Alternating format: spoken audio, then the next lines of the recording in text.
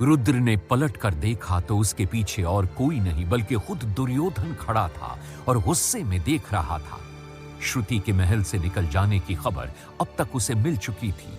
फिर दुर्योधन गुस्से में रुद्र से कहने लगा, तेरा इतना दुस्साहस कि तू हस्तिनापुर महल तक आ पहुंचा। मुझसे भूल हुई जो तुझे जीवित छोड़ दिया। तुझ मूर्ख को तो उसी समय मृत्यु लोक पहुंचा देना चाहिए था जब तुझे लाक्षागृह के बाहर देखा था, किंतु उस भूल को मैं अभी सुधार देता हूं। वो गुस्से में रुद्र की तरफ बढ़ने लगा। दुर्योधन को गुस्से में देखकर शकुनी ने उसे रोकते हुए धीरे से कहा, धीरज से काम लो भांजे। तुम भूल रहे हो कि उस गुरु शास्त्री के पश्चात केवल यही है जो उस यंत्र के विषय में जानता है। यदि गुरु शास्त्री उस यंत्र को ठीक नहीं कर पाए तो हमें अवश्य ही इसकी आवश्यकता होगी भांजे। तुमने इस मायावी को मार दिया और गुरु शास्त्री उसे ठीक नहीं कर पाए तो हम उस यंत्र के विषय में कुछ नहीं जान पाएंगे। इसलिए अपने क्रोध को शांत करो और उस यंत्र के ठीक होने तक इसे जीवित छोड़ दो भांजे। शकुनी की बात सुनकर दुर्योधन अपनी जगह रुक गया और रुद्र से कहने लगा, मायावी, तू भाग्यशाली है जो मामा श्री ने मुझे रोक लिया, अन्यथा अब तक तेरा शरीर मृत भूमि पर पड़ा होता। उसकी बात सुनकर रुद्र ने सख्त आवाज में कहा, मुझे मारकर तुम्हें क्या मिलेगा दुर्योधन? मैं यहां होता ही नहीं अगर तुम मेरी श्रुति को वहां से लेकर ना आए होते। लेकिन तुम्हारे बुरे इरादों की वजह से मैं और श्रुति यहां फंस गए हैं। एक शब्द और नहीं मायावी, अन्यथा। दुर्योधन गरज कर रुद्र की तरफ देखने लगा। रुद्र भी उसे घूरने लगा, मानो अब उसे उसका कोई डर ही नहीं था। वहीं दूसरी तरफ अर्जुन काफी देर तक रुद्र के न आने पर समझ गए कि रुद्र महल में पकड़ा गया होगा, इसलिए अब तक वापस नहीं आया। उन्होंने श्रुति से धीमी आवाज में वहां से चलने के लिए कहा, श्रुति, अत्यधिक समय बीत चुका है। यदि रुद्र राजभवन से निकल गया होता तो उसे अब तक यहां आ जाना चाहिए था। अवश्य ही उसे सैनिकों ने देख लिया होगा। अब यहां अधिक देर ठहरना उचित नहीं है। हमें वापस आश्रम लौटना चाहिए। श्रुति घबराते हुए बोली, नहीं अर्जुन, मैं रुद्र को ऐसे छोड़कर नहीं जाऊंगी। आप उसकी मदद कीजिए, वरना वो दुष्ट दुर्योधन उसे मार देगा। अर्जुन ने उसे समझाते हुए कहा, श्रुति, मैं अवश्य रुद्र की सहायता करता, किंतु परिस्थितियां अभी अनुकूल नहीं है। हमें सर्वप्रथम आश्रम पहुंचकर सभी को इसकी जानकारी देनी होगी। तत्पश्चात हम रुद्र को बचाने का प्रयत्न करेंगे और तुम्हें रुद्र की चिंता करने की आवश्यकता नहीं है। काका विदुर उसकी सहायता करेंगे। अब जल्दी करो और चलो यहां से। श्रुति इस तरह रुद्र को महल में छोड़कर जाना तो नहीं चाहती थी, किंतु अर्जुन के बार बार कहने पर उसे वहां से जाना पड़ा। आश्रम पहुंचकर अर्जुन ने महल का घटनाक्रम विस्तार से सभी पांडवों को बता दिया। ये सुनकर भीम उत्तेजित होते हुए बोले, अब और अधिक प्रतीक्षा करना ठीक नहीं भ्राताश्री युधिष्ठिर। अब हमें हस्तिनापुर चलकर रुद्र को बचाना चाहिए और दुर्योधन के इस कायरतापूर्ण अनुचित कार्य को सभी के सामने प्रकट करना चाहिए। भीम को क्रोधित देख युधिष्ठिर कहने लगे, शांत भीम, शांत। हमें इस तरह आवेश में आकर कोई निर्णय नहीं लेना चाहिए। जिस तरह श्रुति को हमने वहां से बाहर निकाला है, उसी तरह किसी युक्ति से रुद्र को भी बचाना होगा। श्रुति बहुत परेशान दिख रही थी और फिर माता कुंती से लिपटकर रोते हुए कहने लगी, इस सब का कारण मैं हूं। मेरी वजह से ही रुद्र आज वहां फंस गया है। वो वहां मेरे लिए ही गया था। दुर्योधन यदि मेरे बदले रुद्र को छोड़ दे तो मैं वापस उसके पास चली जाऊंगी। उसकी बात सुनकर पांडव चकित थे। अर्जुन ने उससे कहा, नहीं श्रुति, इसकी आवश्यकता नहीं होगी। हमने रुद्र को वचन दिया था कि हम तुम्हें सकुशल वापस लाएंगे, इसलिए अब तुमको वहां वापस जाने की आवश्यकता नहीं है। मैं दुर्योधन से अच्छे से परिचित हूं। वो अवश्य ही तुम्हें खोजता हुआ आएगा और हम उसके आने की प्रतीक्षा करेंगे और शीघ्र ही रुद्र को वहां से छुड़ा लेंगे। तब तक तुम विश्राम करो। दूसरी तरफ एक कक्ष में शकुनी रुद्र को देखकर उसके पास आया और पूछा, मायावी, कौन हो तुम? अपना परिचय दो और यहां आने का कारण बताओ। रुद्र कक्ष में चारों ओर देखने लगा जहां कौरव भाई बैठे हुए थे। उसने कहा, मैं यहां किसी कारण से नहीं आया हूं, बल्कि मैं तो भटक कर यहां तक आ पहुंचा हूं। मैं गलती से भविष्य से यहां एक यंत्र की सहायता से आ गया था, किंतु रुद्र इससे पहले आगे कुछ बोल पाता, दुर्योधन ने उसे बीच में टोक दिया और उसे मारने उठ गया। तभी शकुनी ने दुर्योधन को शांत करने के लिए कहा, ठहरो भांजे, ये जो कोई भी हो, मायावी या साधारण मनुष्य, किंतु ये अवश्य ही अलग प्रतीत होता है। इसके विषय में जाने बिना किसी निर्णय पर पहुंचना सही नहीं है भांजे। इसलिए इस मायावी को मुझे सौंप दिया जाए ताकि मैं इसके और उस यंत्र के विषय में इससे अधिक जानकारी प्राप्त कर सकूं। कक्ष में मौजूद सभी कौरव भाई शकुनी की बातों से सहमति जताने लगे। रुद्र का ध्यान अब तक कक्ष में मौजूद गुरु शास्त्री पर नहीं गया था, किंतु जब शकुनी गुरु शास्त्री के साथ उसके पास आया और चलने के लिए कहा तो रुद्र शॉक्ड हो गया और कहा, प्रोफेसर शास्त्री, आप यहां? शकुनी ये देखकर समझ नहीं पाया कि यह रुद्र गुरु शास्त्री को कैसे जानता था। उसने गुरु शास्त्री से पूछा, क्या आप इससे पहले भी मिल चुके हैं?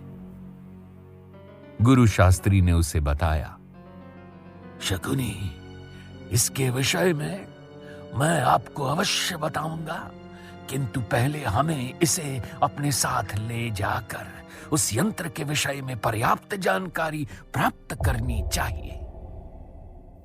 वहीं दूसरी ओर आश्रम में श्रुति रुद्र के बारे में सोच सोच कर परेशान हो रही थी और उसे गुस्सा भी आ रहा था रुद्र पर।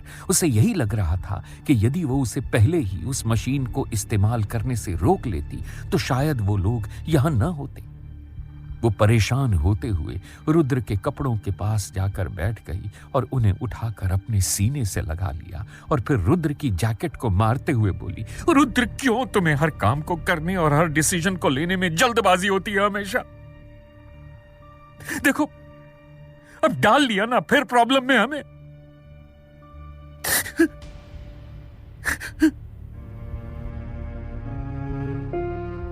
श्रुति की आंखों से आंसू बही जा रहे थे। वो अब बस रुद्र के साथ वापस जाना चाहती थी। तभी उसे रुद्र की जैकेट की जेब में कुछ रखे होने का फील हुआ। उसने उसकी जेब में हाथ डाला तो वो पहचान गई कि ये तो वही चिट्ठी है जो प्रोफेसर ने उसे दी थी। वो मन ही मन सोचने लगी, रुद्र इसकी मदद से वापस जा सकता था, लेकिन वो मेरे लिए यहां रुका रहा और मुझे बचाने के लिए महल तक जा पहुंचा। अब श्रुति का रुद्र पर से गुस्सा खत्म होके खुद पर शिफ्ट हो गया। वो खुद से बोलने लगी कि वो रुद्र को कितना गलत समझ रही थी।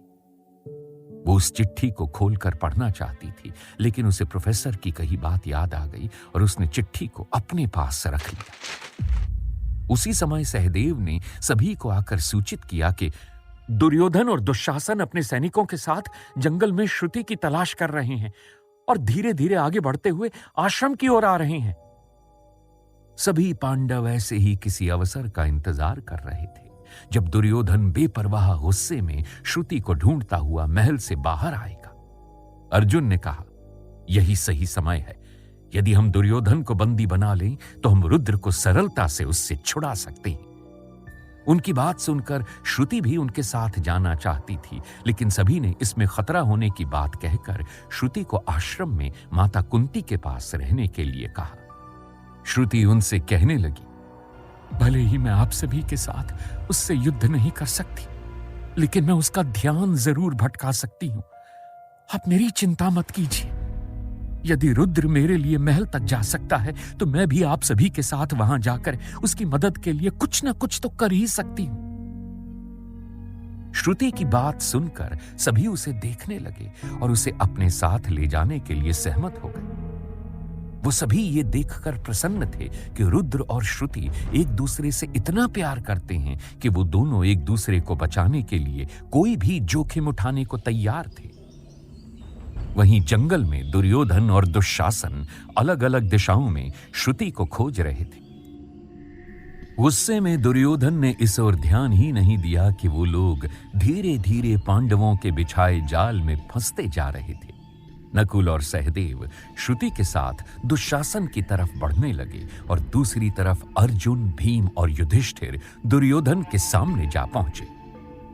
श्रुति जानबूझकर दुशासन के सामने जा पहुंची और उसे धीरे धीरे दुर्योधन से दूर ले जाने लगी।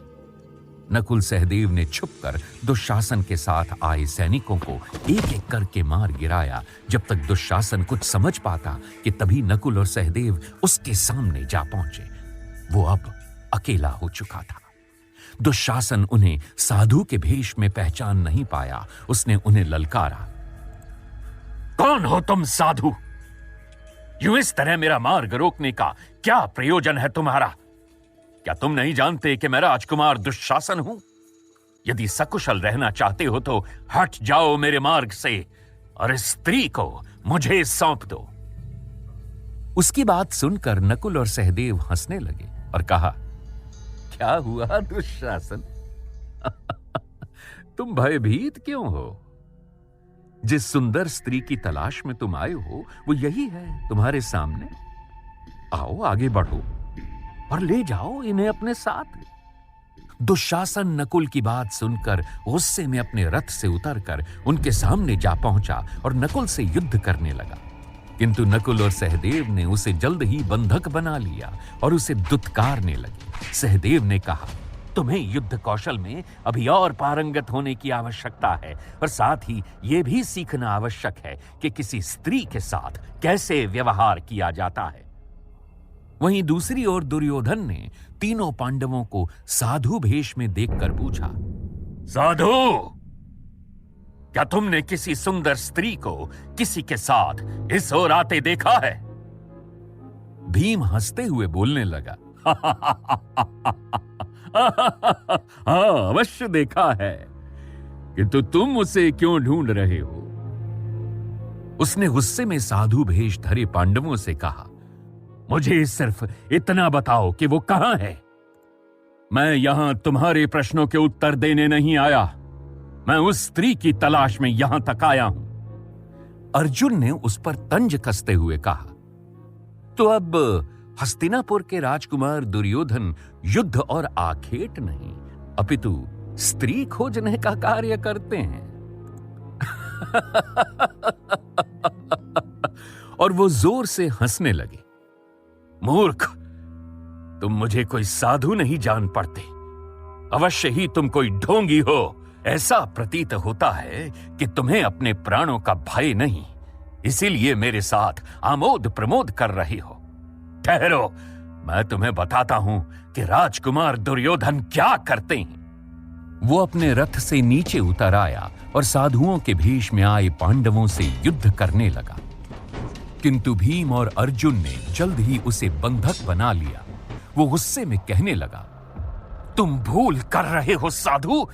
इस अपराध के लिए मैं तुम्हें कभी क्षमा नहीं करूंगा। और जो अपराध तुम करने आए थे, क्या वो स्त्री तुम्हें क्षमा कर देगी? दुर्योधन जमीन पर बंधा हुआ पड़ा था। उसके सर से उसका मुकुट गिर चुका था और उसे इस स्थिति में देख उसके सैनिक भी उसे छोड़कर भाग गए थे। वहीं दूसरी ओर महल में रुद्र गुरु शास्त्री के साथ था और शकुनी कमरे में चिंतित घूम रहा था। रुद्र ने गुरु शास्त्री से धीमी आवाज में पूछा, प्रोफेसर, आप यहां कैसे? और क्या किसी ने आपको पहचाना नहीं? मैं कुछ समझ नहीं पा रहा। गुरु शास्त्री मुस्कुराते हुए बोले, रुद्र, मैं तुम्हारी व्याकुलता समझ सकता हूं।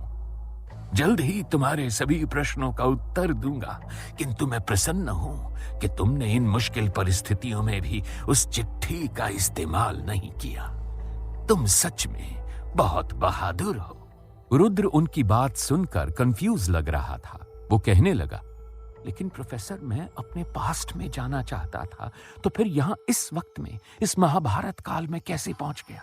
मुझे कुछ समझ नहीं आ रहा है।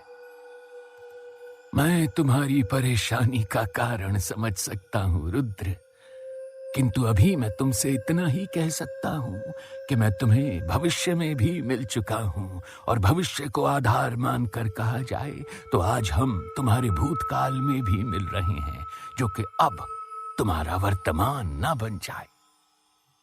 रुद्र गुरु शास्त्री की बातें नहीं समझ पा रहा था। आखिर वो उससे किस बारे में बात कर रहे थे?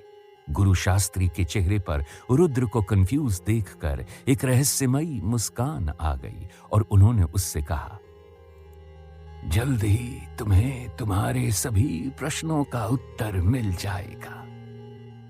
क्या रुद्र और श्रुति भूत, वर्तमान और भविष्यकाल के बीच फंसकर रह जाएंगे?